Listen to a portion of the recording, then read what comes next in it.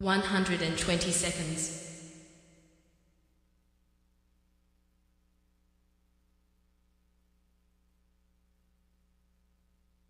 110 seconds.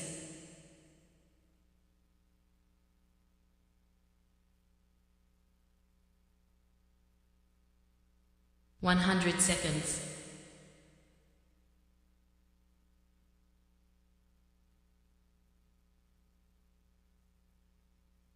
90 seconds.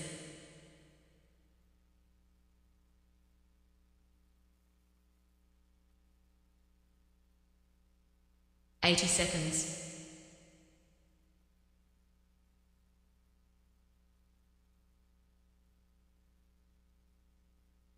70 seconds.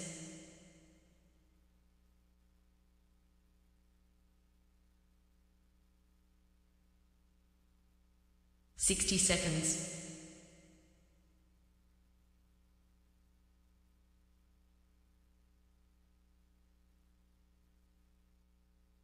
50 seconds.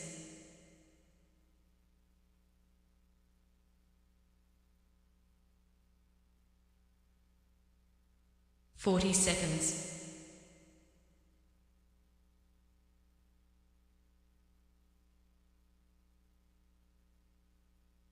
30 seconds.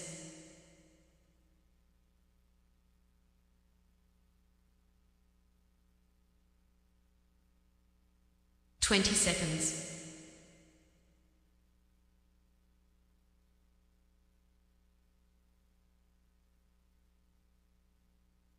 10 seconds.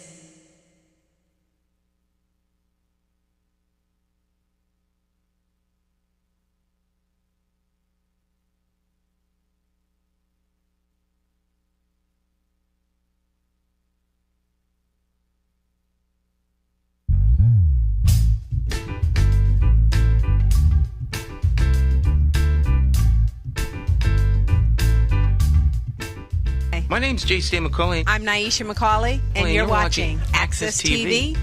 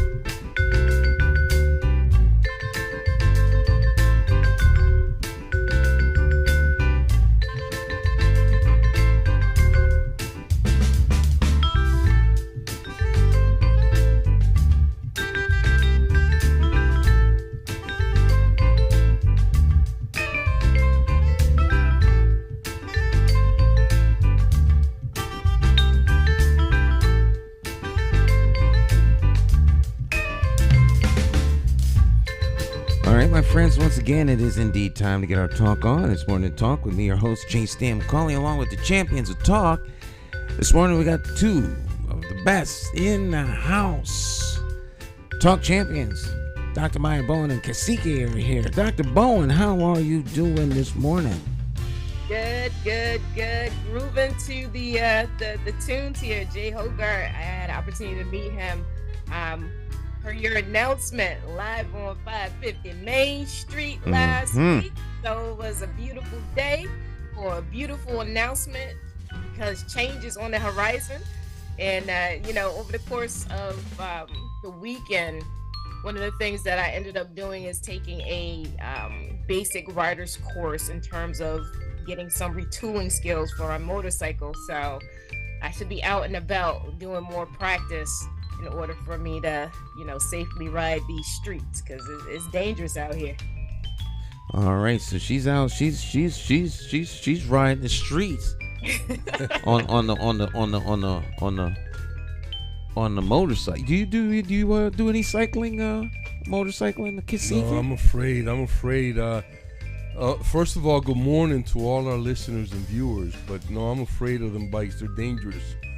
I had a couple experiences on motorcycles. My first experience on a bike was some guy tried to teach me how to ride it, and I got on it, and luckily it was a short distance, but I drove it right into the barracks, right into a building, and that kind of, and then I got on a bike. I was living off post when I was in the service, and we lived about, there was a stretch in, I lived in Barstow, and we had to go to Fort Irwin. It was 40-mile stretch of desert, one straight road.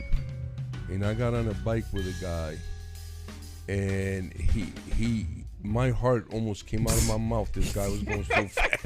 I can imagine. I almost killed him, Stan. I was hanging on so tight, man. So no, I'm all set with them. And there's the absolute, and you think, and then you start thinking about all the terrible things. Like there's absolutely no safety. Like if you have an accident on a bike, you are in the air immediately. Yeah, you're very vulnerable. You learn how to fly right away. So I commend the people who are more courageous than I am when it comes to riding the motorcycles. But no, not for me. Nah. Well, Dr. Bowen, there she is, courage. She's got all her. I like your background with the armor. Thank you. That is outstanding, man. Very nice. This is the artist actually in the process of finishing off this artwork that I pulled off of Facebook, and I found it to be beautiful and aptly suitable to share with our viewing audience on this morning. It's interesting that we started off with motorcycle riding, because when I last saw the replay of the Harvard Board of Education's meeting, there were a lot of students wanting to get driver's education back into the schools, and I commend them for coming out and actually making their requests known. I always tell my students a unasked question goes unanswered, and so based on what my mom told me back in the day when she graduated from Weaver and was attending Weaver, they did have driver's education available to the students. So by all means, superintendent, make that happen. Oh yeah. That's a wonderful idea, and I think that every student, by the time they graduate high school, should have their driver's license as part of their requirements of graduation, and some other life skills that they need. I don't know what those would look like, but I think also that even as early as grade school, by the time they're in the 5th or 6th grade, students should already have their bank account. You should already know how to, learn to manage what that looks like. What is that process? How do I open up a bank account? What is the difference between a savings and a checking? What do I need those? Where should I do it? Where should I do my banking? What institution? Are there any black and brown institutions? Or are some of these institutions more friendly to black and brown people than others that have a record of, bigotry and racism and discrimination? So these are all relevant things that our children should know. Why should we spend our money when we're not welcome? When that information is readily available for us? Stan, do you remember once upon a time on a previous show, we actually went over financial literacy being something that should be incorporated, because down in Greenwich, the students in Greenwich, they get that education. Per their requirement for graduation, they have to take a financial literacy course in order to graduate. So that's part of their curriculum. And so, because it is that a lot of their families are actually in the position of the financial industry, that's one of the I guess caveats that their parents actually require. However, we live in a capitalistic society, which means that all will be using currency, and why not be more knowledgeable about your options in terms of managing your own money? So I wholeheartedly agree, and we had this conversation previously. And so why it is that that's not part of the curriculum as of today, and I think we had this about parents haven't demanded years that. Ago, then superintendent, add that financial literacy to the curriculum. Parents haven't demanded that. But here's an implication behind this, the stuff that we're talking about. Now, when you have money, you should know you should know how it works. And so the implication is that the people in Greenwich, their children need to know about money because they have money. So they want their children to know how to move, how it moves. And since, a lot of us, we don't have any money, then there's no reason to teach us about money. Well, I would contend. I'm just saying that that's the implication behind that. Although, what else is there? Well, I would contend if you don't have a lot of money, you need to know how to manage money even more. Right, but even more so. I'm just putting that out there for debate, for discussion. I think it's a worthwhile discussion because one of my big pushes is going to be literacy. 61% of the adults in the city of Hartford are functionally illiterate. That means they can't read a ATM machine. Just read. So imagine that. If you can't read an ATM machine, and I'm saying this I'm saying this as a data point, then you can't read the newspaper. You can't read things of a political nature. You can't read policy about the school. You can't fill out application. There's a lot of things you can't do, which means you are trapped, particularly if there's a stigma on not being able to read. So you don't ask for help and you develop coping skills. And even more, and you become a functioning illiterate. You become a functioning illiterate. So what then happens is functional hearsay. So since you can't double check or read it for yourself, you gain trusted individuals who you'll get your news from, which could be good or bad. Because then, what I heard was, and how do you verify? How do you double check? So how do you, I heard, and then people figured that you actually did the research. Or you witnessed it. Or even went, but you don't know. You just know what you heard. And so in Hartford, where you can say something on one end of the town and it can get all the way to the other end of town faster than you can walk. But this is a completely different story. Totally different story. And there's no way that anybody can prove or double check stuff because a lot of people can't read, which means the people in Hartford will always be trapped in poverty. It's a way to enslave. Well, that's a different type of enslavement. And that compounds the enslavement that we're already under. That's right. That's what it does. But locks you in. Remember, if we're in a race, think about if we all three of us were in a race, we're each other's competitor. So if it is that I can read, Stan can read, because CK, you have some troubles in that area. Yes. The real contenders are going to be the ones that can actually read. So where it is that we have a marketplace that's going to be demanding of individuals being able to have that foundational skill set, guess how many people are taken out of the competition? So for example, if I were to play Michael Jordan, right, 1-to-1, he has a more refined skill set than I do. So he's going to win. And so when I think about race, I think of it in terms of competition. If I can eliminate my competition, that means that I automatically win.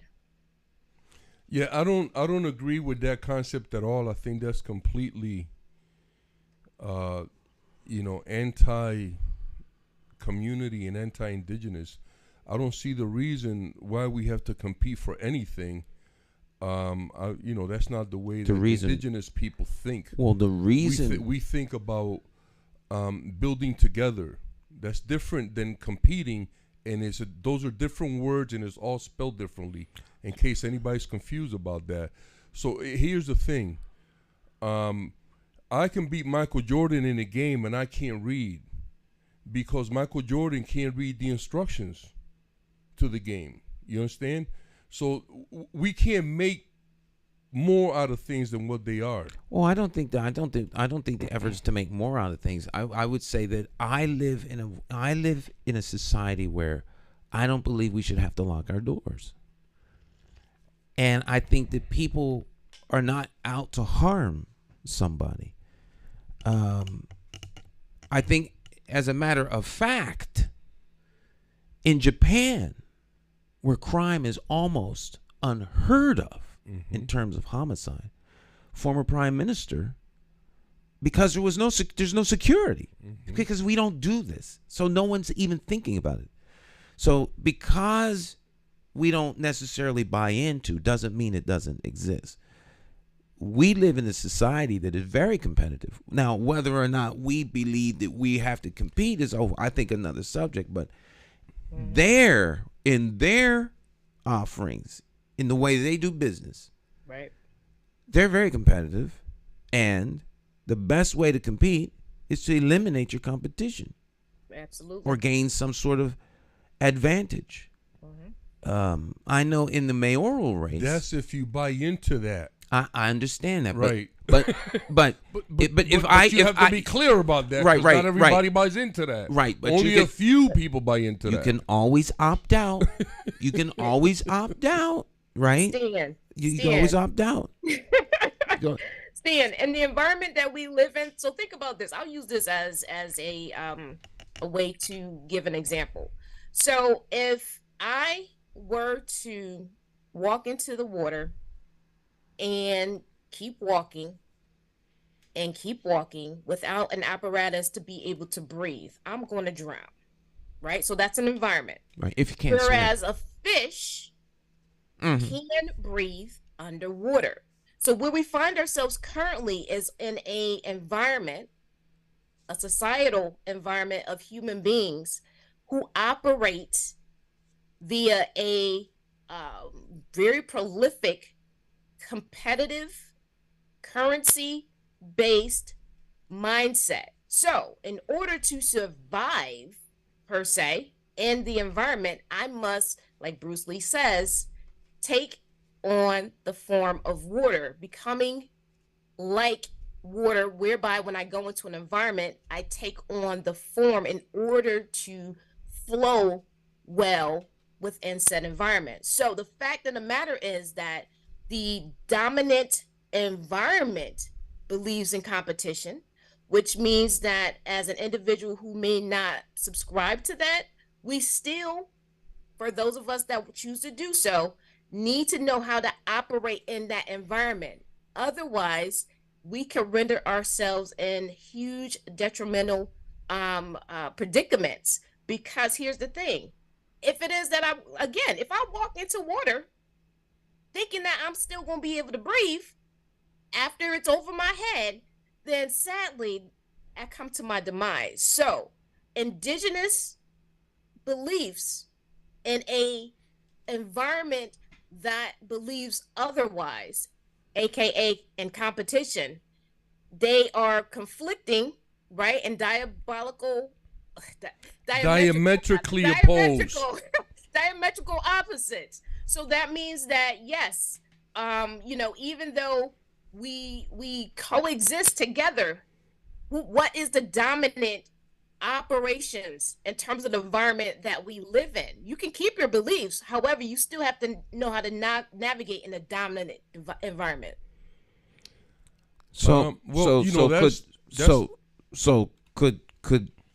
Could the beliefs be my personal code of conduct, how I conduct myself and the environment and the company that I keep, how we collectively conduct ourselves is different than how others may interface with us, because we can be full of love, full of giving, full of joy, full of brotherhood and just embracing everyone. But if the people who come and oppress you don't think that way, you have to adjust to their presence. Otherwise, they will eliminate you. Well, I mean, that is true if that's how you think. Now, for me, survival is next to death. You understand? So I never want to survive in somebody else's system when I can thrive in the system that I've created for myself. So then you're living apart from everyone else. I've created a life where I know how to navigate the system that you and Dr. Maya are talking about, but I'm not part I of it. think we're talking about the same thing. I'm not then. part of it. I'm not part of it because I've made it's a decision that you have to make for yourself. Of course. Can I interject something real quick? Of course. So you're living in a system that is separate from the dominant system. Are you able to do this without any form of currency? Yes or no? Yes. Because I currently engage in currency, but a lot of the business that I do has to do with bartering, which is an old system of trade. You can Okay, barter, I'm gonna let that stand, but you did say yes, that you're not using the currency of the dominant system in order to actually survive. And I don't want to put words into your mouth. No, that's not what I said. I said that I am No, currently. because I added something on the end. But here's the thing: the system that we currently live in requires currency in the form of cash and other types of denominations that is being used with financial institutions. So my question was, are you saying that because of your beliefs in the way that you do your business, you are able to operate without currency? So you're totally outside of the system, the dominant system, in order to survive. So the question was, again, are you not using any of the currency? So I'm rephrasing it, using any of the currency in the dominant system in order to survive, quote unquote. So I'm going to repeat my answer because no matter how you phrase the question, it's going to be the same answer. The answer is that it could be done, but currently I am not doing it. I am using some currency to conduct business, but most of the business that I conduct is done through bartering. Okay, but that was longer than a yes or no. Just putting that out there. Well, so ultimately, I'm getting a yes. Well, that's very cute for you to put it like that. However, an explanation needs to be put out there for clarification, because if I say yes or no without an explanation, then people are going to put that answer for me, and I don't want anybody speaking for me. I understand that, but I asked a yes or no. But that's okay. I understand. No, we don't do yes or no. Well, see, sometimes that's an adult speaking to a child. I beg to differ, but either way, in terms of your description related to the system, you say you operate outside of the system. As an indigenous person, you operate outside of the system. And so I was trying to just bridge the gap between you not needing the dominant system at all related to utilizing currency as an example. But thank you for the explanation.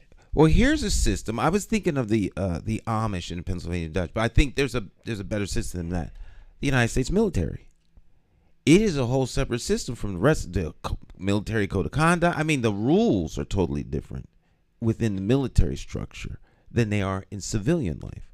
Like, there's it's a different society. Schooling is different.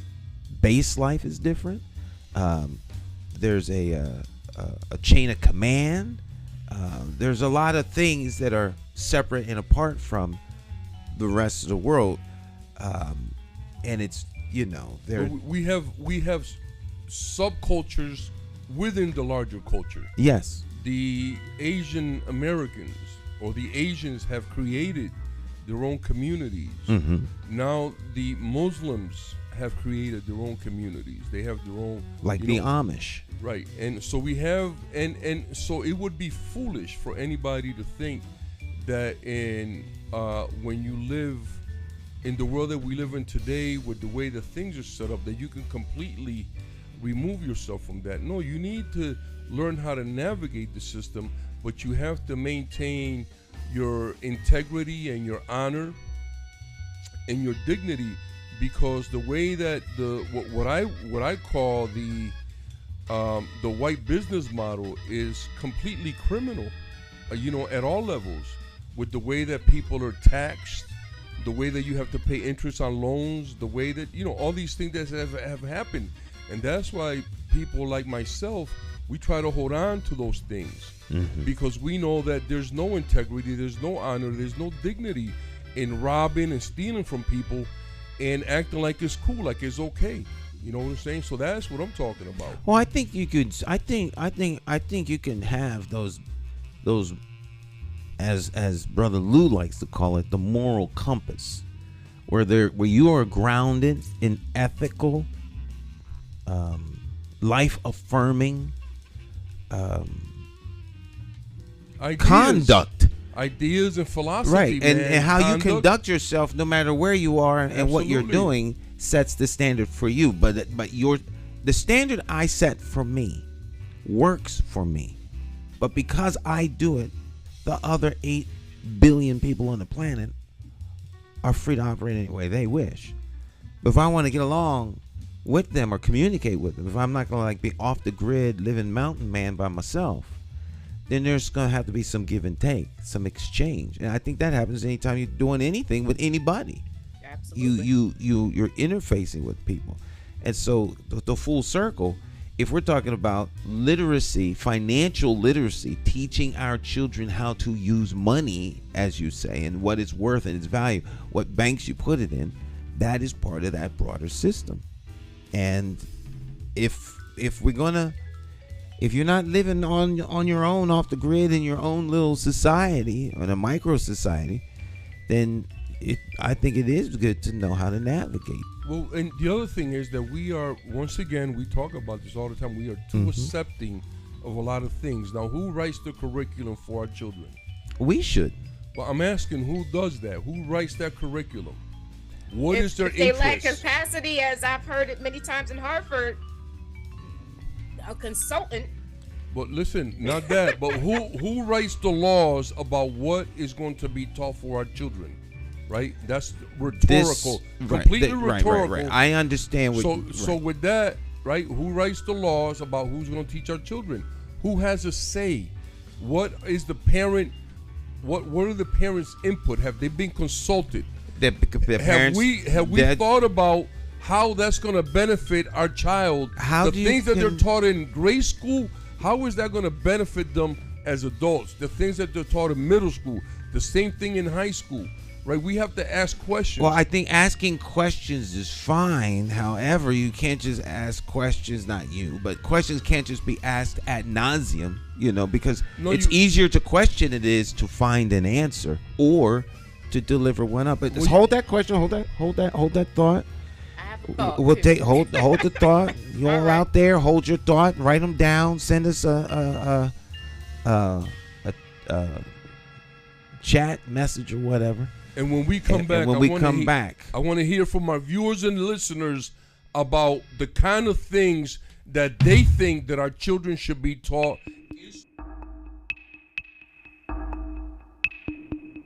Every bad political decision is made by a politician elected to office. So if you think your vote doesn't matter, just remember this. There are people sitting with politicians in a back room making deals about your future, making policies about your children, making decisions about your neighborhood. To them, you are just a vote. You are not their cause. You are just a vote. Elections have consequences, and if you don't vote, you are actually voting to keep these people in power to work against you. Now more than ever, you need to make your vote count.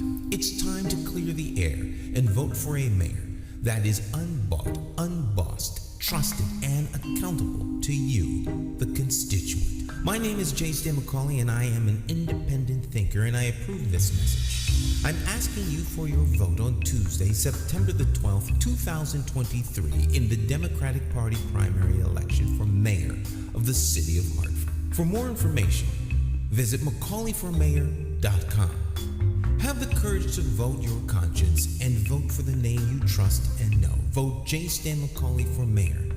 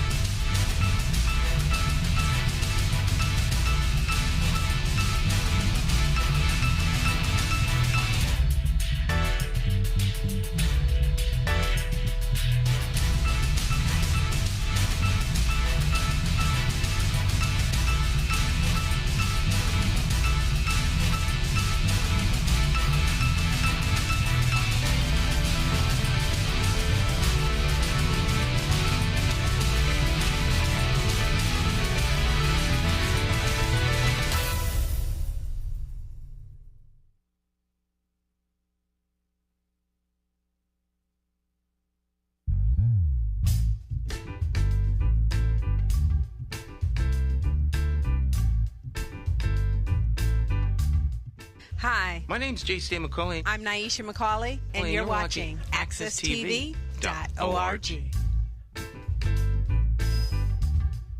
Okay, welcome back. All right, we're having the debate off air. We're having a hot topic. This is a hot topic apparently. So the question is, I would like to hear from our audience, our listeners, and our viewers, and Dr. Maya and Stan, of course. What should our children be taught from pre-K all the way through high school, and how is that going to help them, be better adults, if you will? I think that those questions can be answered by the folks who have children. And so if adults cede the responsibility to someone else, then their kids will be taught what someone else wants them to learn.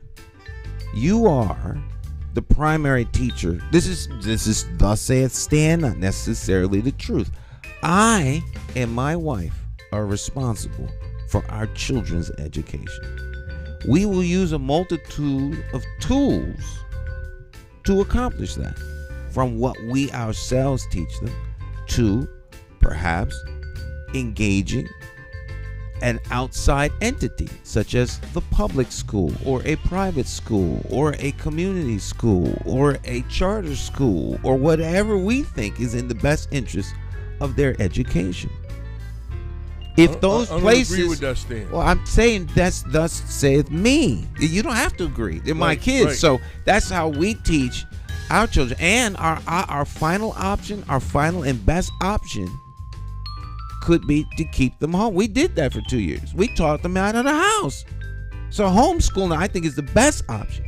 Why should I do it? If you can, so that responsibility is on me.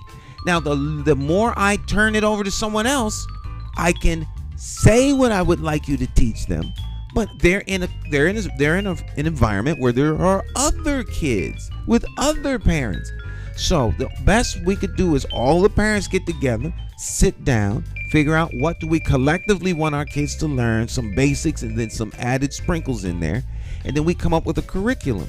If we don't do that, then it's on us. It's incumbent on us to be the ones at the tip of the spear.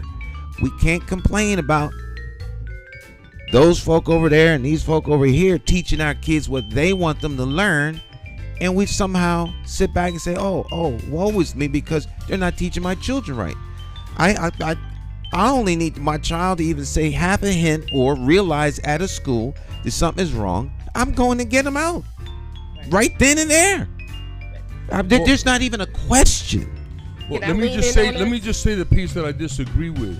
I think that when you pay somebody to do something, then they have to do what you're paying them to do. You know what I mean? When I engage somebody, you're talking about collective pay, like 1 cent of my total contribution in taxes goes to their for stands. Well, I'm saying as a community, we have a right to ask and to demand what it is that we want our children to learn.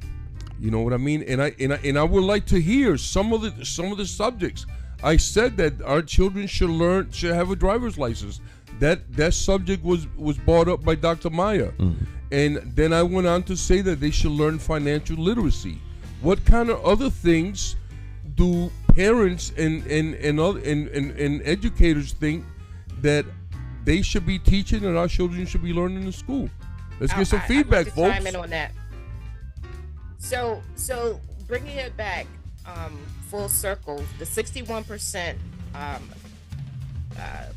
probability in terms of Hartford adults being illiterate. Of that number, we have to think about how many of them are parents that currently have children in the school system, right? So if we look at it from that perspective and actually collect that data, we can most likely come up with a good or fair estimate of how it is that when we think about solutions in regards to having a say in the type of curriculum, how that is going to play in terms of the overarching standard of the status quo, which is the Common Core. And so when we start to think about parent engagement as it is in Hartford at this particular time in 2023, it can be deemed as being seen as low to non-existent, right? So based on this, if it is that we're seeking a solution for this in terms of identifying how it is that parents engage in having a voice on the type of curriculum or the type of topics or subjects that our students or their children should actually be taught, then we have to look at that 61%. And going back to our previous conversation, if it is that I'm illiterate, it's least likely that I am going to have the wherewithal to do certain things in terms of the contribution. That does not negate the fact that I can still show up and vocalize what I would like to have as part of the curriculum. Here's what I'm gonna do. I'm gonna switch the subject just a little bit in terms of transitioning into careers. After 13 years in school, now we have students who are now deemed as adults. What careers are going to be available? I know that we had a conversation 2 weeks ago related to artificial intelligence, but guess what's come down the news pike? Over 300,000 global wide jobs will be eliminated because of the incorporation or mass incorporation of artificial intelligence. So if we want to actually prepare our students today for the world of tomorrow, we have to identify how it is that we gain our own understanding of the role of AI now and as it advances for the future, and how that's going to impact the number of jobs that are going to be available and what types of jobs. So the elimination of 300,000 jobs globally is huge. So that means that as it is that we're sitting here speaking about this, we have to give consideration to having individuals do a deep dive in terms of their research on how to best prepare their youth in jobs that would lend towards artificial intelligence being a part of the major global society in terms of careers, industries, and what are those needs? And so the question is, how do we incorporate artificial intelligence and all that it encompasses into the Common Core that is the current standard? I think what I would, my contribution to this particular part of the conversation is that we should, first of all, I think the numbers are skewed. It's a lot more than 300,000 because we have 300,000 in the United States alone. Because one person can monitor at Walmart, they can put up about between 8 and 12 of those self-checkout machines and have one person supervise those machines. It's even that worse. means that 11 people lost their job in that store. And so when I go to any shopping, CVS, Stop and Shop, whatever it is, I never go into those self-checkouts because most of the people that are losing those jobs in the cities are black and brown people. And I often ask myself, why would you support that? Why would you accept that? Well, there are plenty of Walmart. There's plenty of Walmarts way out where there are no black and brown people, and it's the same thing. Mm-hmm. I would take it a step further. They don't need checkout people at the store at all because they have the. There's a couple stores that have gone like that now, Stan. There's right, a McDonald's that's like that now. You just drive. You go into the store, put whatever you wanted in the cart, and leave, and it automatically registers how much you have in the cart, all of the items, and it comes up on your phone. So you don't need the people. You just need a place where you can go get your stuff. So rather than to have it delivered to you, you could pick it up. You go in, Get your stuff and leave. So you can really reduce this. So AI is going to make a paradigm shift. I don't think the issue is one of what kind of job you'll have. I think the issue is going to push people to universal basic income because there's not going to be any jobs for the most part. There'll be some things that humans can do, but in the large part, society is going to have to make an adjustment because you're going to have tens of thousands, if not millions and millions of people who there just aren't any jobs for them because things can be done so efficiently now. They become dispensable and expendable. And I want to say that I think that means a reduction of people. I just want all the AI enthusiasts to slow down. Globally, 300 million globally. I should have said 300 million, not 300,000. Yeah, it's going to be a huge number. Yeah, it's going to be a huge number. So but here's people the are thing. becoming more aware of that, Dr. Maya, and they're slowing that down because they're afraid. The same way that they're replacing humans with machines. They're replacing our food with artificial food. I got something for you, though. People are not going for that, sister. Slow down. There's not going to be any currency, tangible currency being used. So just like Stan's example, the digital payments that can be made for products and services, that's going to go through. And the Fed is doing that now. It's called Fed Now. So all the banks, all Cash App, all those financial institutions. And you don't hear a whisper on the actual news regarding this transition, this paradigm shift that's coming about in the financial industry, but it's been happening over the course of probably within the past 5 years. But I haven't heard a whisper until they have to keep recently. up, Dr. Maya.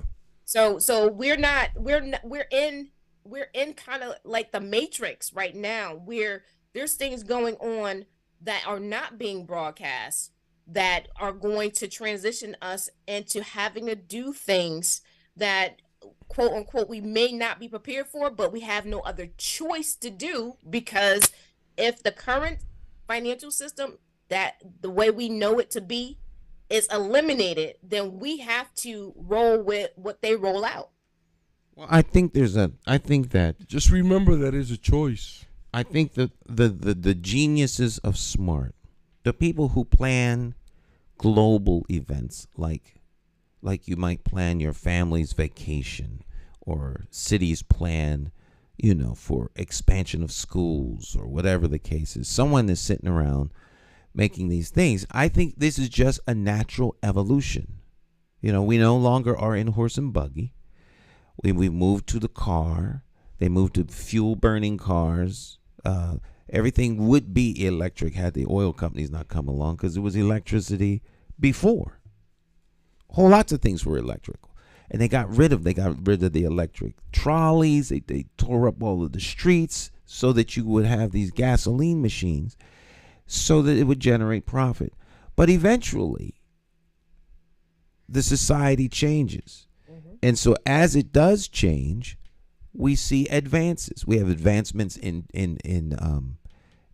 medicine, advances in technology, in travel, all kinds of things that happen. Now, I think money and the monetary system is just part of it. I don't think it's necessarily anything nefarious. If you have as many people as we have, particularly in developing countries, all right, because there's been poor people all over the planet for most of human history, and a lot of poor people are still there. But with capitalism, it's given the opportunity to have tremendous wealth. But at some point, there's no need for all these people. There's just no need for them, because technology has replaced human beings. So you don't have to enslave people. People will be free to do whatever they want. Now, that is going to be a very big challenge. The real slavery comes with technology. You'll be slaves to the technology. And I think that's what's slowing them down. Because once AI comes online, can program itself, becomes self-aware, has capacity to capture you, keep you at home, create an atmosphere of danger outside where there isn't one, but you perceive one to be, so you lock yourself. Your reality. Your reality is created on television, on all these other things. We're going to be in a lot of trouble. Yes, sir. We're there right now. A lot of trouble. And I think the genie's out of the bottle at this point. I mean, for a lot of people it is. But for a lot of people, this reality is not something that they are seeing or being introduced to. So for those that keep their finger on the pulse of what's going on in terms of all these shifts and the advancement of technology, this is something that is in their purview. But for those that are either distracted or not introduced or exposed to this stuff, this is going to hit them like a ton of bricks. Well, I don't know. I would say yes and no. Most people aren't aware of most things. There's very few people that are actually aware of a lot of stuff. They will just go along with the flow. It'd be like you were unaware that they were going to close Bed Bath and Beyond. Oh, they had nice rugs. Then you go to the next place. You don't even think twice about it. Just gone. All right. Or what was it? Texas Roadhouse over there by Walmart. You go over there. What do you mean they closed? They closed and moved to Manchester. Oh well. Where's the Denny's? I mean, you don't. It's no deeper than that. Now, the people that worked there were blindsided. They went to work, places closed. And I think that's how a lot of these changes are going to be. One day you'll go to the bank and the bank will tell you, oh, I'm sorry, we're no longer allowed to give you money. What do you mean? We don't have your money. The money is not here, so we're going to give you credit. Don't worry. Here's a card. You'll use this. Everything is switched over to basic universal income. There's no need to do a run on the bank. There is no money. So you can't. There ain't nothing to go pull out. Right. And it'll all happen all at once. Because you can't have people running on the bank trying to get their money out. Because that's what'll happen. And there ain't enough money in your bank anyway. So there'll be some grand government fiat that says we're going to switch the money over to crypto or whatever. And now your money will be all set. Like your Social Security check comes in is digital. All of the assistance that you get is all digital. EBT. So look, here's one EBT. Here's one part of AI that I really enjoy. I think with all the digitizing of currency now, I think that it will make it a lot easier for you to shop in Russia, in China, anywhere you want, right? Anywhere, and be able to have that money be automatically transferred to their currency, and you don't have to do nothing but pay. You know what I'm saying? So some things, and I've said that on the show before, some things about AI are very good, and we should really, look into some of those features more. But some of it is very dangerous for humans, and we have to. You can't balk around that. I got an example. Now everybody has their own I want to say quote unquote fetish. Their go-to thing. If all transactions are being tracked through this digital system, anytime somebody hacks into that system, they can pull up anything that you have actually purchased using that digital currency if there is no tangible currency to actually be exchanged. Now, granted, I don't think the quote unquote black market is going to remove itself from said transfer of dollars, but then again, how is it that they be able to actually navigate in their own little world as well? But they will make a way, because the black market has been around for quite some time. So all I'm saying is that every single transaction that anyone makes globally will be tracked and traced, whereas with our current currency, if we pay for it in cash, is untraceable. Well, to a limit. Yeah, it's semi-untraceable. That wouldn't bother me, because it first of all, who wants to know what I'm doing? And so if they really want to know what you're doing, they're going to find out. But if you really want to know what people are doing, on trash day, just take the trash can. Pour it in a plastic bag or a drum. Then everything that somebody buys or uses is in their trash. Mm-hmm. Everything. So if you want to know, that was one of the things that archaeological students had to do. They would go and they'd collect the trash from a whole block and pour it all in a thing, and you had to go through it and figure out the family structure, everything about these people, because that's what you're going through in an archaeological dig, the trash of an ancient history or ancient civilization. But this here is I don't want anyone to see this because people could freeze the frame and zoom in and all this other stuff. This is from a university here in the United States. This university is not in Connecticut. Dear James S. McCauley, the J stands for James. Thank you for enrolling in the single-use account virtual card payment program for said university. Payment processing with the single-use account. We recommend that you store the following information for future use to process your payments. You will receive an email shortly containing a link to JP Morgan Voltage Secure Mail. Now, all this financial stuff had to be filled out before I could work on a video for them, because they're going to pay me electronically through a card. Then not going to mail you a check. It gets direct deposit. They're going to give you a card, and the card is how you'll get paid. So, the system is already in place. Oh, yeah. If you want to do business with us, you got to... I couldn't even do the work for this professor until this was done. This is a prerequisite to doing any other work. Wow. Before you could even see what the work is. I mean, I know what the work is. They're trying, he's trying to get something done. This has been 6 months in the making. But you will now, everything will be electronic. Your paycheck will be direct deposit. They won't give you a check anymore. They're definitely not going to give you cash. And it'll make it very difficult to walk around with cash. If you have a $50 or $100 bill, you feel like a criminal if you go into the store.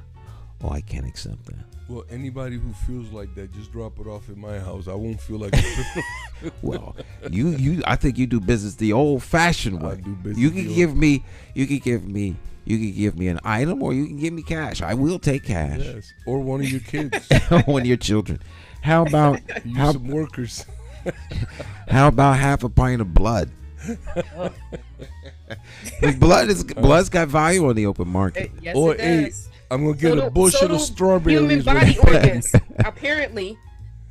Yeah. All right, we'll take a short break, and we'll be right back. Stick and stay. It's Morning Talk.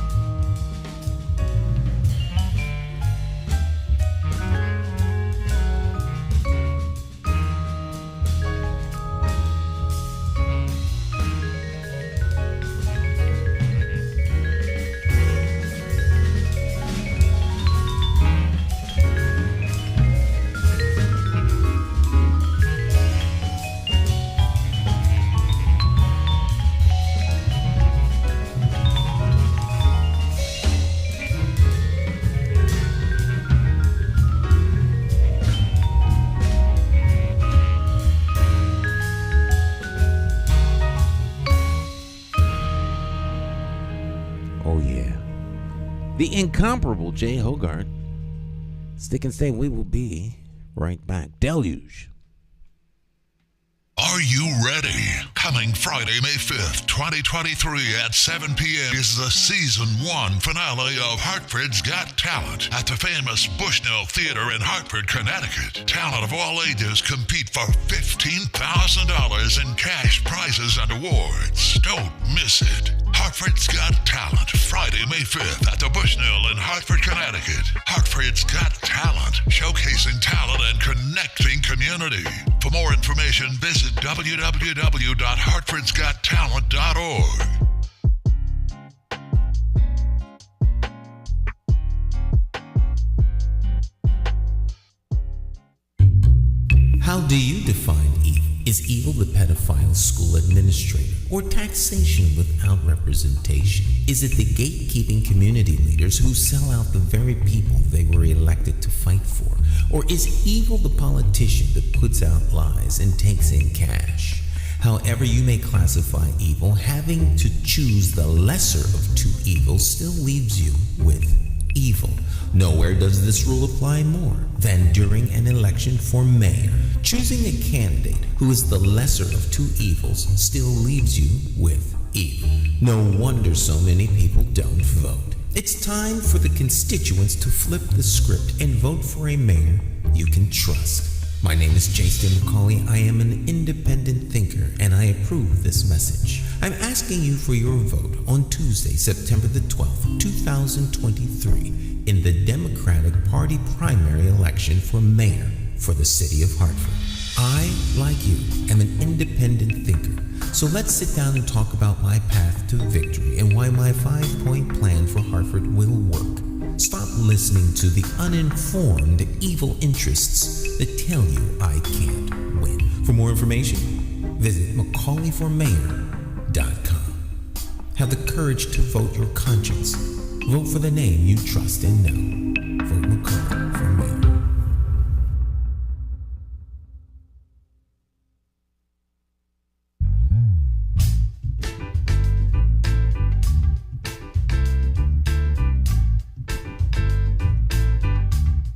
Hi, My name's J.C. McCauley. I'm Naisha McCauley, and you're watching AccessTV.org.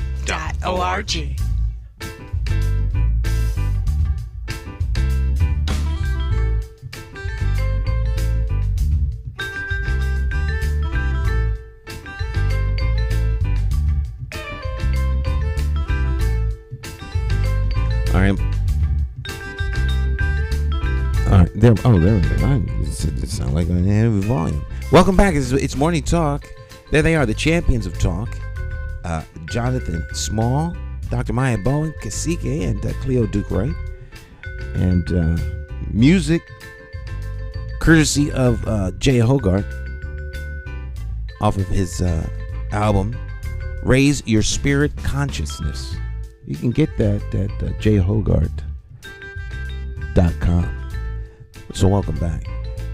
What's happening on the Hey Stan, is that I have a business and I've never heard you or anybody else that I know promote my business like you supporting that white man. I'm just gonna put that out Jay's there. not white.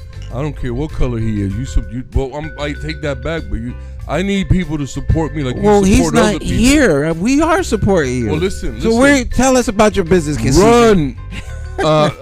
Tell you about my business. I have a chess club because in I like Berlin. you to promote your own business. You here, you have full access. A chess club? No, that don't even sound right, man. But nice try. No, but anyway, I'm serious. listen, Now you know better. Let's pick up the pace a little bit. We've been talking about what we want our children to learn in school, and we've had, I've made a couple suggestions, and Dr. Maya, and you, of course. But let's change gears a little bit. Let's talk about the political season.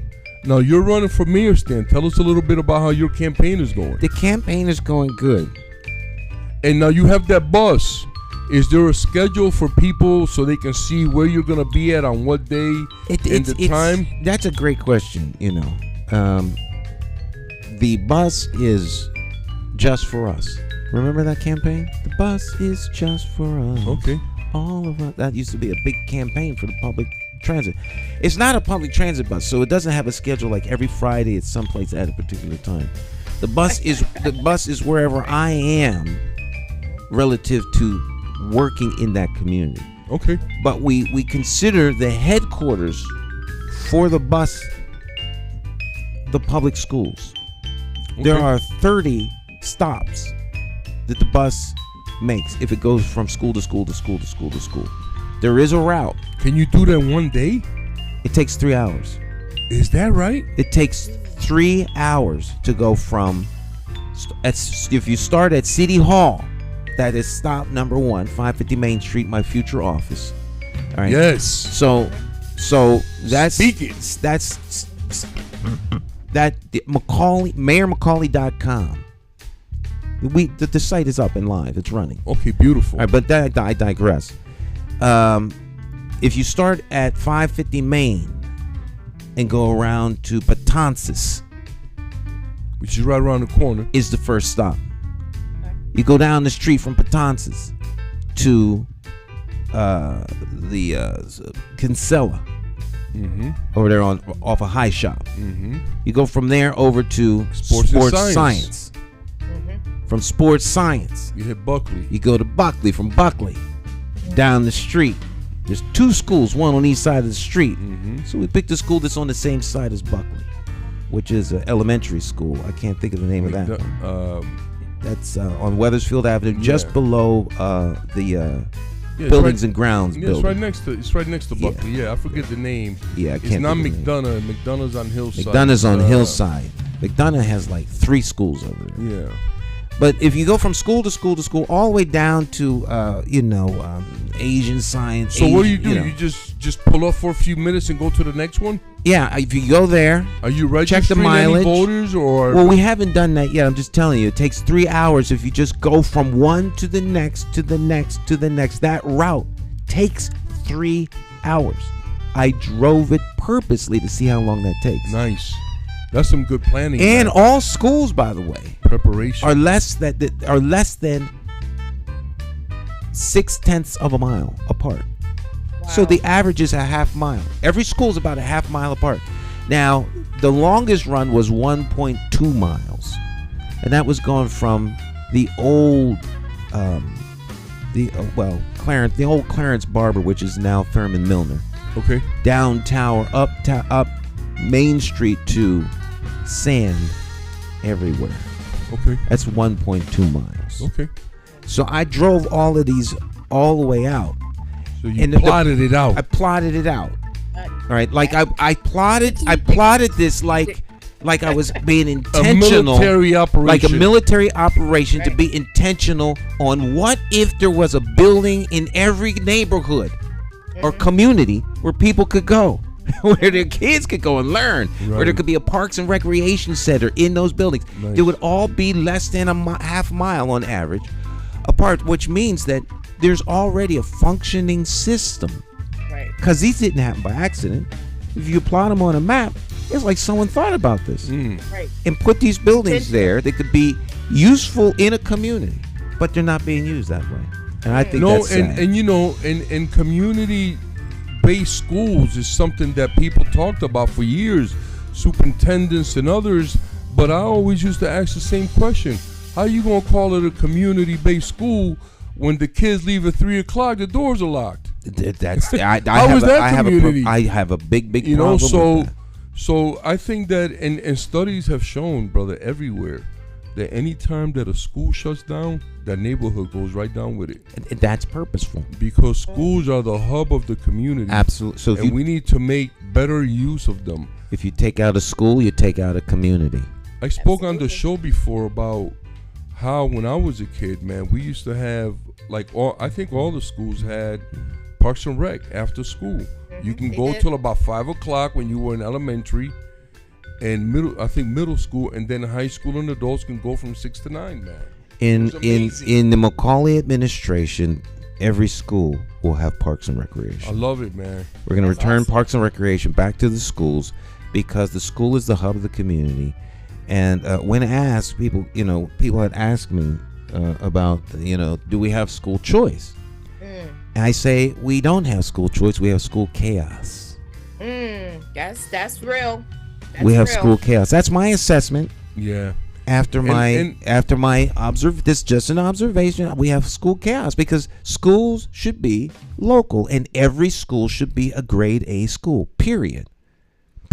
No matter whatever school you go into, it should be superior. I agree. Period. I agree. Lunch should be cooked in that building. Yes. With fresh food. Yes. Right. Period.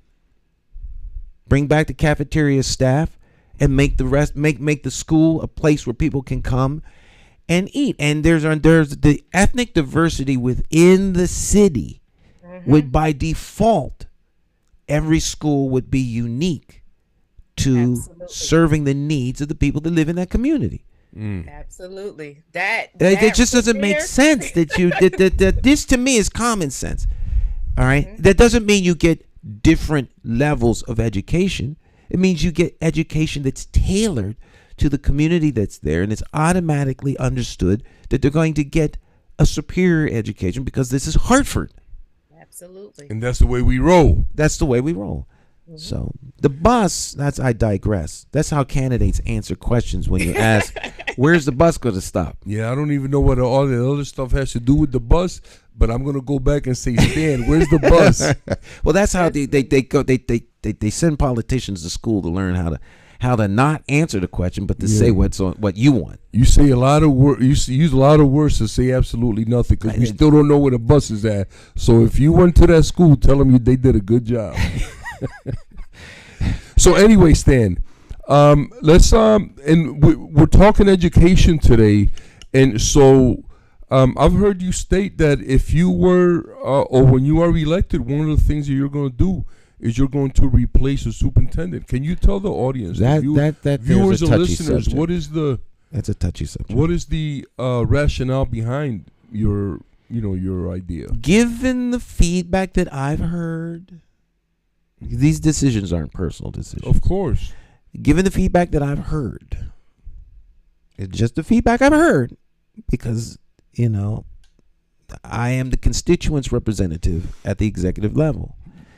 And the next step has to come from somebody different. That's all. At the end of the day, it needs a different a different leader to take it to the next level. Yeah. And I just want to say that I agree that Leslie, because I like the superintendent.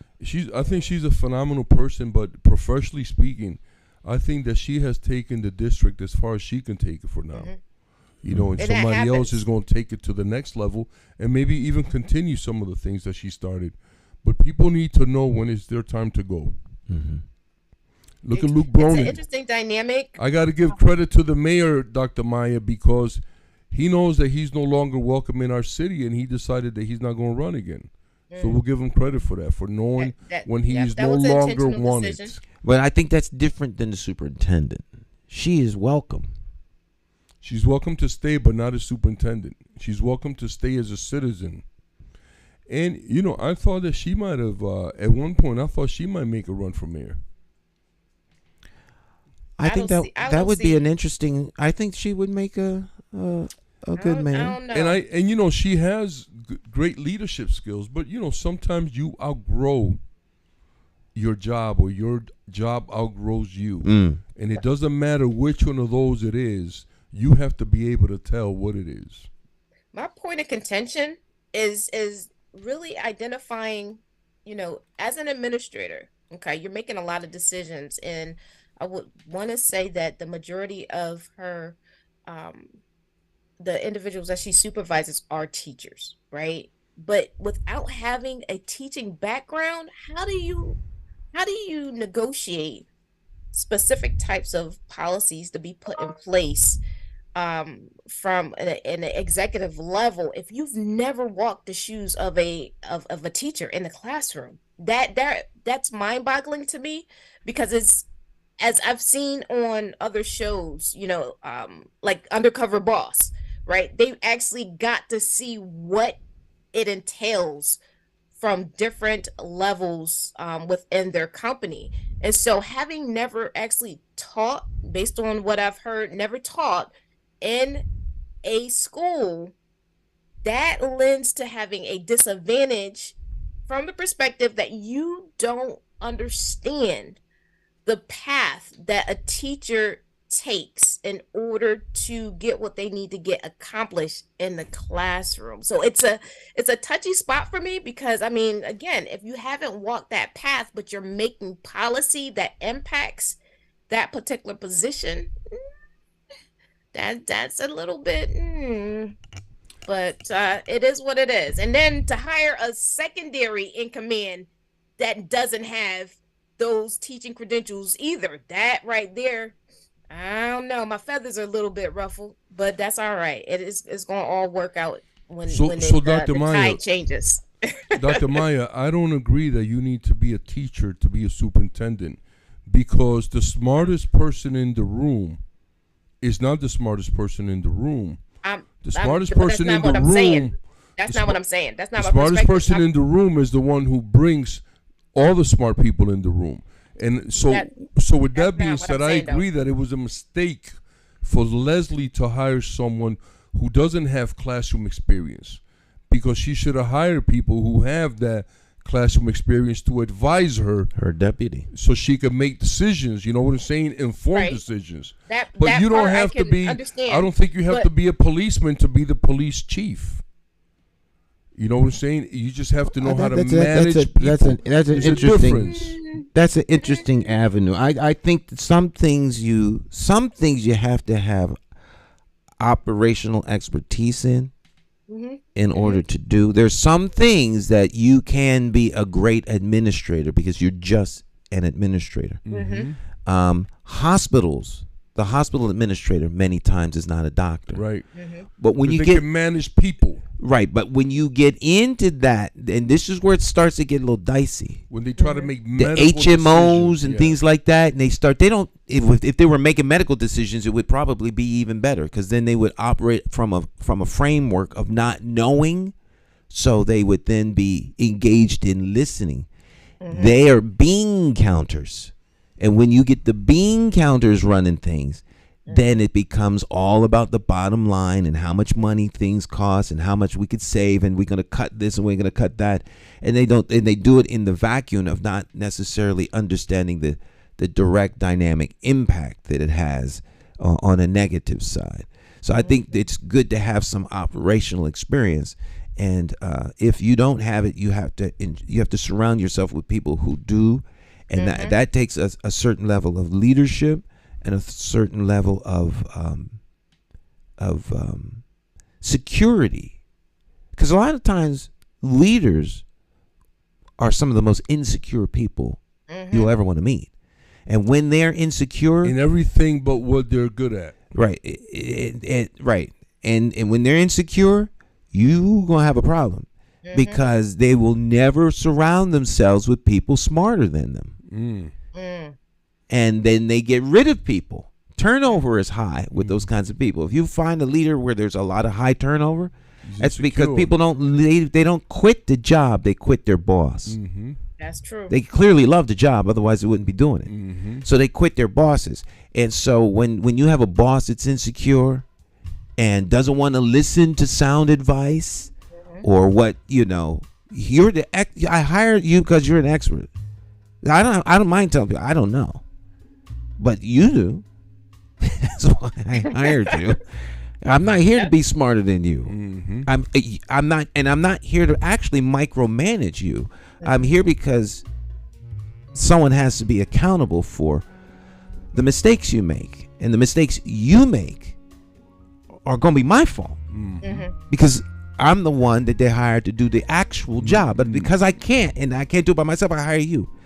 So whatever tools you need, let me know, so you could do your job to the best of your ability. And anytime you have a problem, come see me. That's my job, to give you the resources and to create the atmosphere where you can get the job done, Right. no matter who you are. So I think you should surround yourself with people who are far, far, far smarter than you, more creative than you, and then you all work together. Right. Teamwork makes the dream work. Just to circle back just a little bit, me bringing up the fact that it would be nice for the superintendent to have some teaching experience is from the perspective that, with the morale and the leaving of many teachers from the district, not having quite a finger on the pulse of what it is that they may be going through in their positions, and with policies being made and budgets having an impact on certain things. That's the perspective that I'm coming from, because here it is that you're dealing with multiple constituencies, from the youth to their parents and everybody in between. It's not just a quote unquote business as usual type situation going on when it comes to families and what they require, and then when it comes to your staff and what resources they require. So there's a lot of moving parts in this, and so having an understanding of what goes on in a classroom and engaging with parents and or guardians and other stakeholders is really and truly, from my perspective, an added value to the superintendency, which when I went to University of Hartford as a candidate for the doctoral program, I wanted to become superintendent of Hartford Public Schools. That was my goal. That was my reason for actually signing up for the program. Unbeknownst to me, they were stating that you typically would need teaching experience, and I have a business background, and so with that being said, I have found my pathway in higher education because I don't have public school teaching experience. But yet fast forward, and I believe Leslie and I are about the same age, having now seen that the possibility still would have been there for me to actually pursue that route with individuals like yourself, Kasike, bolstering the credentialing of Leslie, even though she didn't have a teaching background. I could have made that a possibility in terms of a pathway. However, I have found my pathway, and I am highly passionate and content where I find myself. And so it's all good. And, as we move forward, Dr. Maya, I think that we have become better at identifying what it is that we want to see in a superintendent. Mm-hmm. So, I'm grateful to have you here to share all your wonderful insight about the superintendent's goings and comings. And, you've been very informative. And I just want to thank you, because you bring a lot of wonderful knowledge in general, but education knowledge specifically to Hartford that I find very, very useful. So thank you for that. You're welcome. It's my pleasure, and likewise to you in terms of the contribution. I think this show allows for individuals to get the best out of us contributing to the conversation, and more importantly, and I'm hoping it pumps something into their veins in terms of becoming engaged to the ability that they have in terms of seeing Hartford actually become the best that it absolutely can be. And I'm all about positive and productive impact. And so my mantra, teamwork makes the dream work. So digital high five to you. That's what's up. That's what's up. Thank you so much. And to all our listeners and viewers, thank you so much for tuning in. May you have a wonderful week. Blessings in everything that you do. Success, and let's uplift and let's exalt each other. Peace, family. All right. You make it sound like the show's over. No, I'm just sending out a blessing, man. Okay. I was just making sure that you realize we still have a lot of time left. No, we can stay as long as you want, man. I'm here for the duration, brother. Yeah. But getting back to you, Stan. So, there's been people asking me. That's why I was asking the questions about your campaign and the bus and the routes. I like the idea quite a bit that you're going to the schools, but especially the high schools, because you could do some phenomenal in all the schools, but you can register voters at every school that you go to. Oh, yeah, absolutely. By letting them know that, they can register right here, right now. And I just think it's good, to get people registered to vote, get them involved in your campaign, and get them working, Well, the tomorrow is going to be a monumental event But there was a youth candidates forum. There was a candidates forum that were with the youth in 2011. I want to say, maybe it was 2007. I think it was 2007. But tomorrow there's going to be one at OPP is sponsoring this. Beautiful. And it's going to be at Hartford High. Hartford High. What time stand? Sorry, I want to say 5:30. 5:30. I think it's actually 6, but get there at 5:30. Candidates had to be there at 5. We'll talk about that a little bit more when we get back. Stick and stay. Don't go anywhere.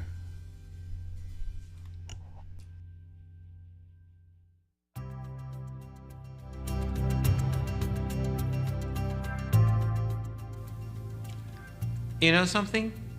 Hartford's strength is the people. They're independent thinkers and love their city. So how did Hartford fall into the hands of rogue policymakers? Well, to start, this rogue group spent nearly $1 million putting themselves on the inside and leaving you out in the cold. What if I told you that $5 can be the difference between a Hartford with hope and vision or a Hartford that is in perpetual decline, increasing crime, and an educational system going nowhere fast? Your $5 contribution to our team is a statement that you are investing in Hartford's future. Your $5 contribution to McCauley for mayor will make you a member of the team, and together we will explore the possibilities. More than that, you will be demonstrating that Hartford's people are ready to make a stand with Stan. Our goal is to get the support of 5,000 people who live, work, and play in Hartford. I'm asking you to make a bold statement by contributing $5 right now, today. If you believe in Hartford and its people like I do, make that contribution. And together we will show Connecticut that the people of Hartford care enough to do our part. We are ready to pick up the ball and run. The people of Hartford are back in the game, and we're in it to win. My name is J. Sam McCauley, and I approve this message.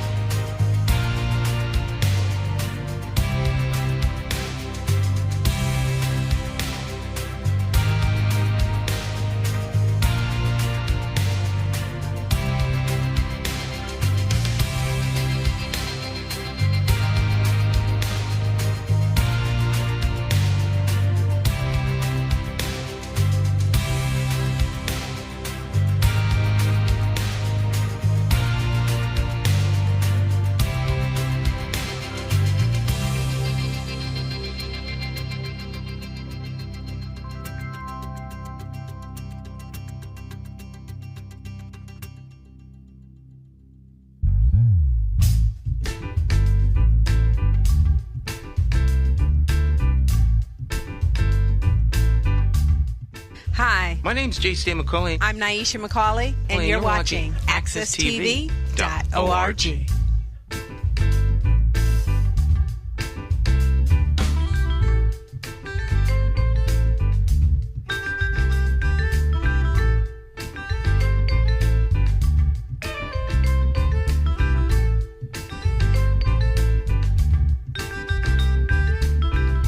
All right, welcome back.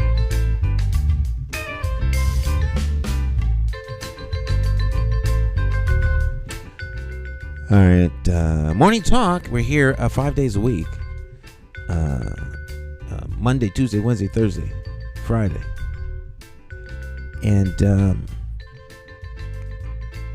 tune in at 8 a.m. p.m. And there's always going to be some morning talk. So we have a little augmented schedule.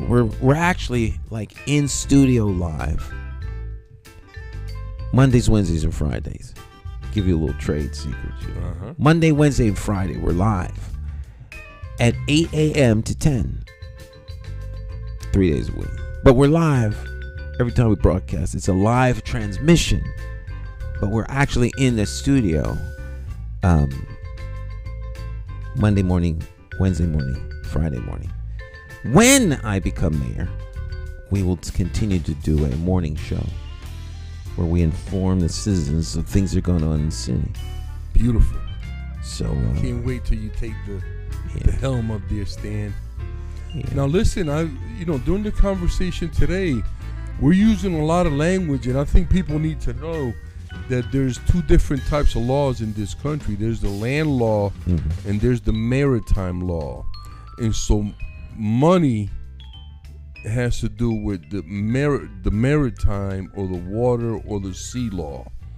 So we have to learn the difference between the two laws. And people should also know that maritime law is much more powerful than the land law. Commerce over the seas. Yes. Because money, I guess, is actually used for trade. Yeah, At and the they end of call the it day. currency because of how it flows like water. So there's a lot of things that we've been kind of ignorant about, and this hence the conversation that we had today about what kind of information should our children learn in school. How is it going to be useful to them? Can they change a tire? Can they do they know how to use a jack to lift the car up? Things that they can do in an emergency. Every child beginning from first grade should learn first aid and CPR.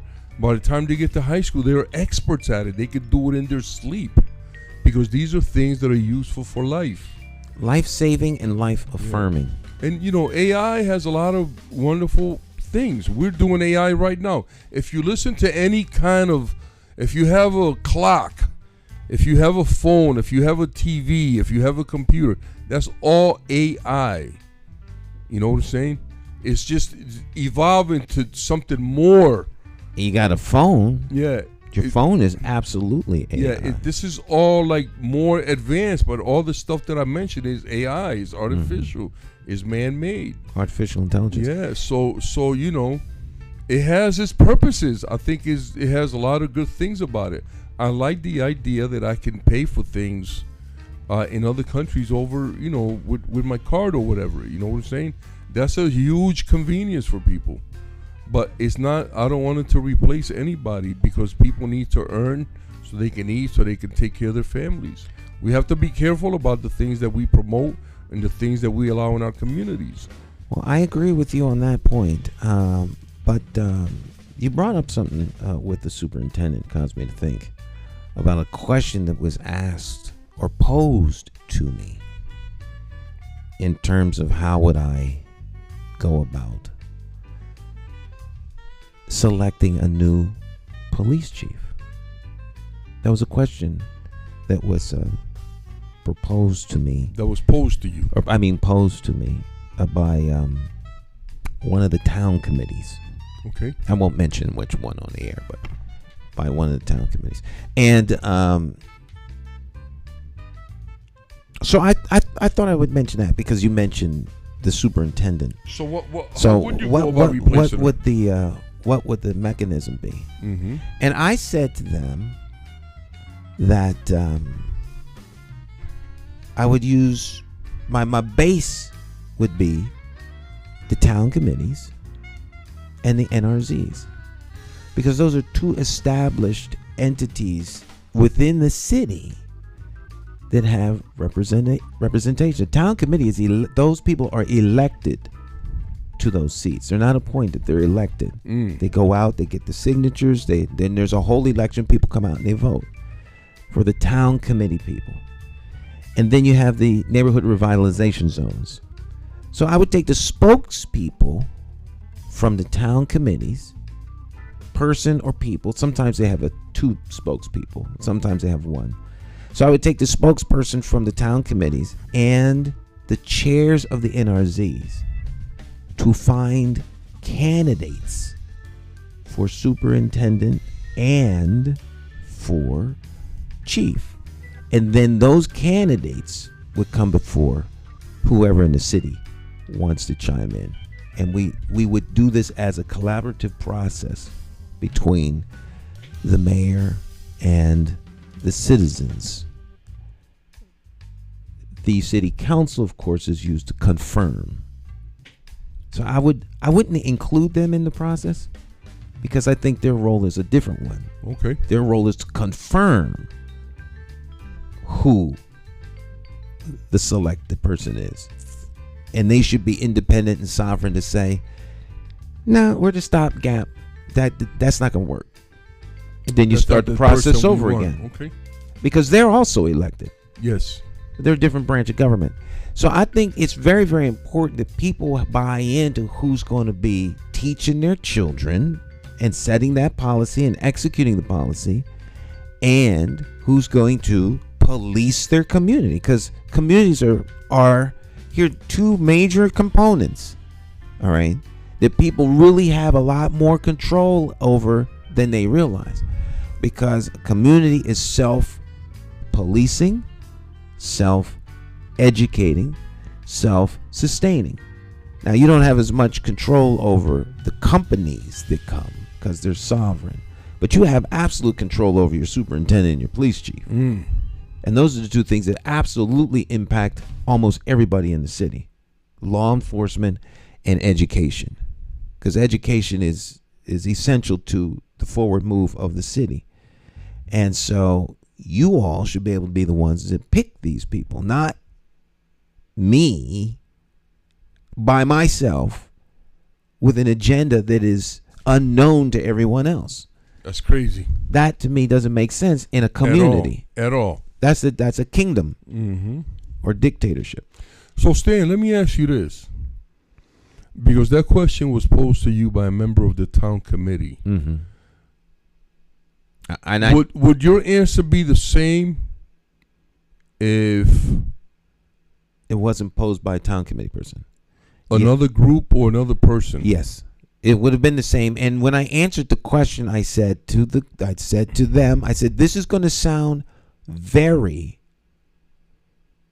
self-serving, but it is not. And you can go back and check tape footage of my answers to the town committee in 2011 when I said the same thing. So I have a history. That I believe that the town committee is not fully empowered to do all it could because it is controlled by party bosses. Yeah.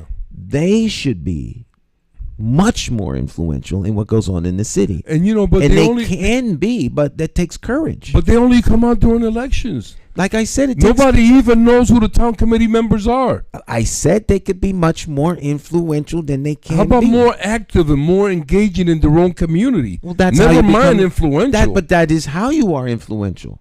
But you got to do the work first. Then you just can't be influential without get engaged. I am saying how you gonna run for mayor, Stan, if the people that live in your own building don't even know you're running for mayor? Can't. Right. And that's what the town committee is right now.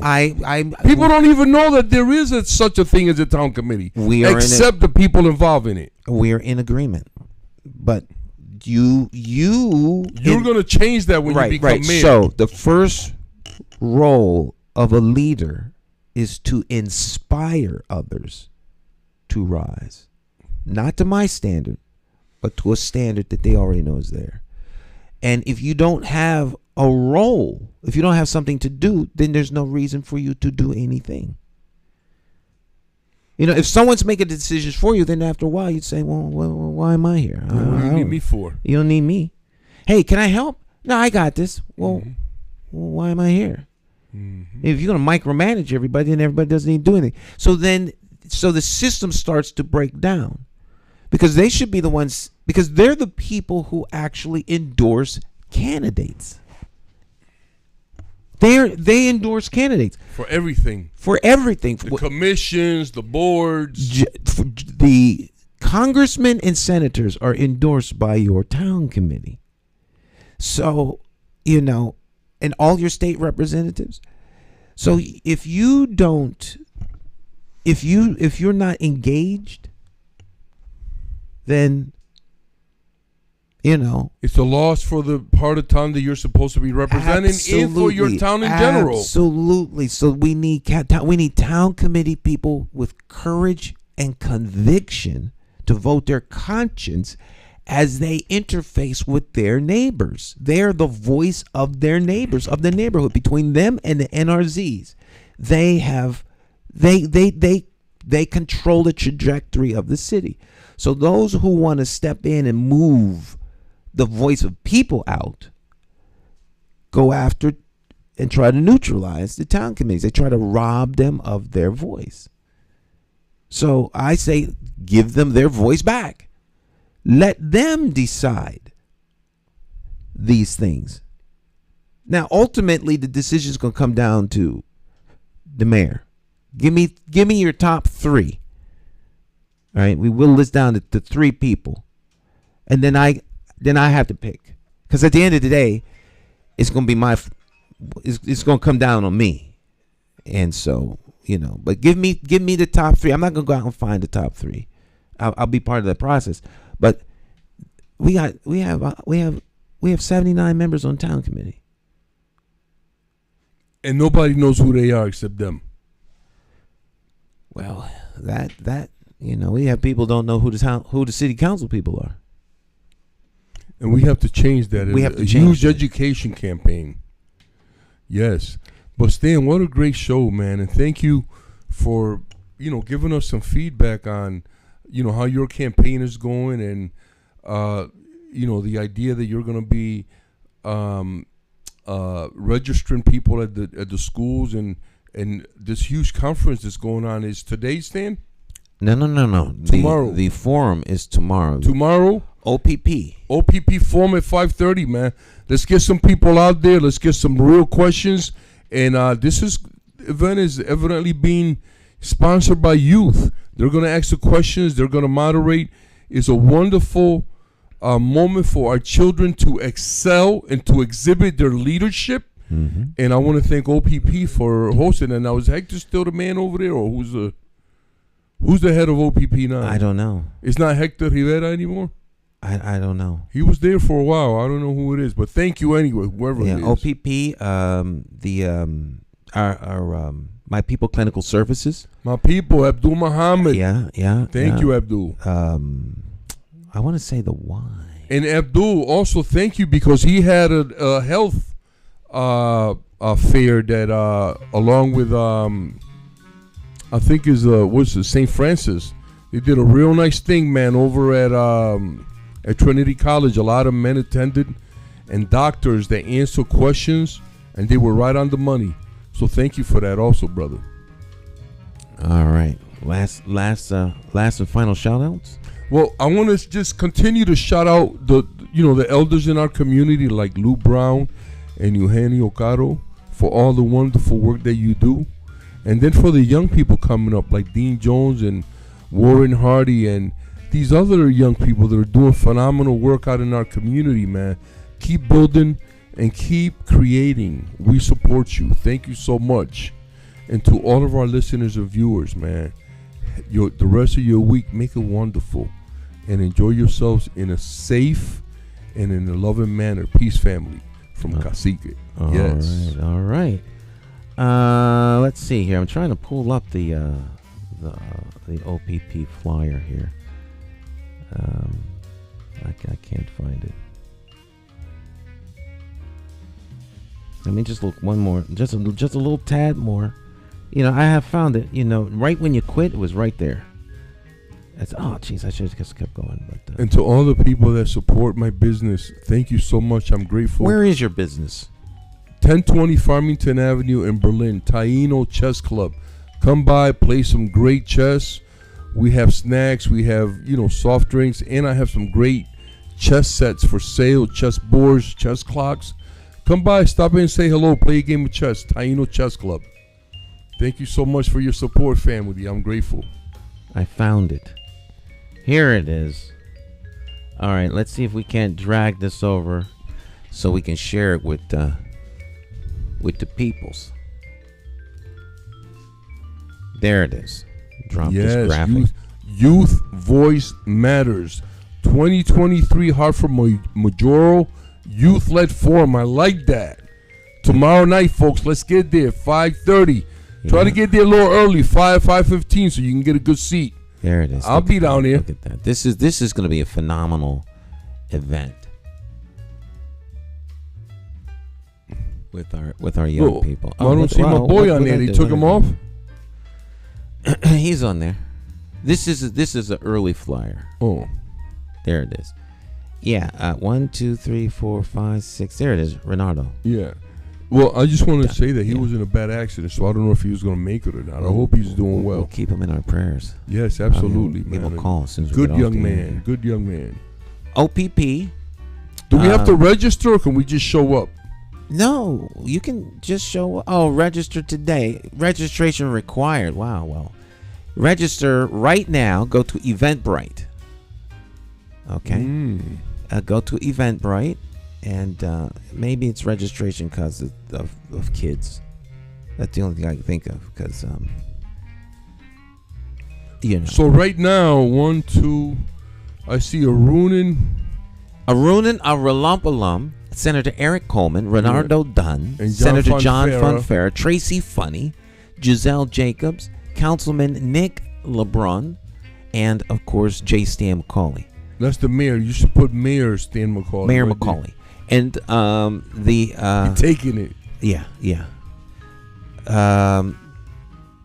It's tomorrow, the 27th, 5:30 to 7:30 p.m. Hartford Public High School, located, of course, at 55 Forest Street, here in the greatest city on earth, Hartford, Connecticut, New England's rising star. Let's see here. www.eventbrite.com and look up Hartford Mayoral Youth Forum. And you can scan the QR code and Well, I'm going down here. yeah, just come on down. But just, you know, it says registration required. I don't I guess what's that all I didn't about? pay How- that any attention because I don't need to register. Yeah. So, but I do see that it does say that. The OPP, My People Clinical And Services. Stan, when you become mayor, this nonsense about tickets for Hartford residents, that's out, man. Tickets. You talking and- about parking tickets? Yeah, man. Meters and Meter tickets are tickets. for visitors, not for residents. We already pay taxes and everything. Why do they keep trying to? We got to stop some of this nonsense, man. You know? Well, you know, that's that revenue for the city. Yeah, they're gonna have to find it to get it from somewhere else.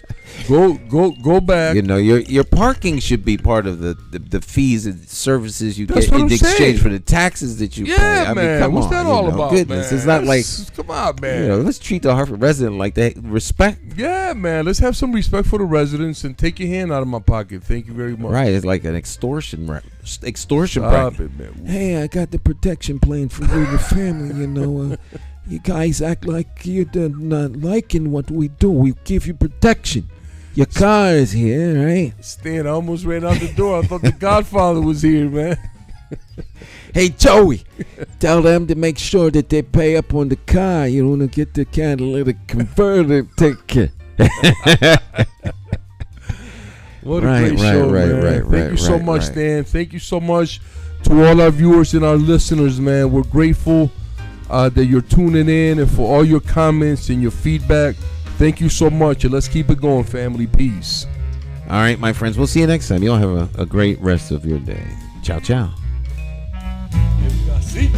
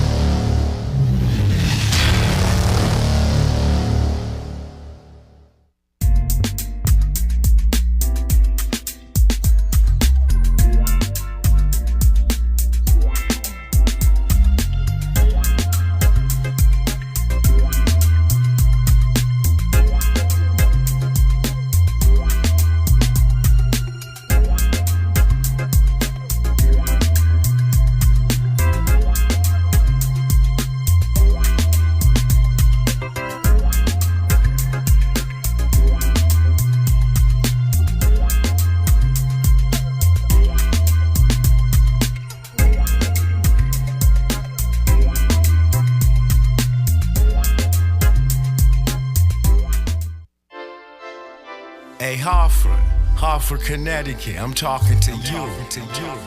We gotta get out and vote. Vote for Stan McCauley. It's our time. We gotta rise up and take it back. Vote for Stan McCauley. Vote for Stan. You gotta vote for Stan McCauley. Vote for Stan. Vote for Stan. Oh yeah. It's more than politics than just what your social covers. And it ain't somewhere written down in bold letters. Don't just take my word for it, do your research. Think of your future, look at your bigger picture. Shooting tie, clean up, unity for the righteous. Plotting on action, hands on access. With a light source vision, door to door knocking. Guerrilla style marketing, brainstorm as a collective. Real neighborhood suggestions. Only we know what it is where we living. To make real life decisions. Move on facts, make it manifest back. You gotta vote for Stan McCauley. Vote for Stan. Vote for Stan. Vote for Stan. Oh yeah. Look at your city. Stop. Take a look around. Is opportunity flow into your house? Are you working? Wait, can you save some money? And is your neighborhood safe? Or is it a homicide every night?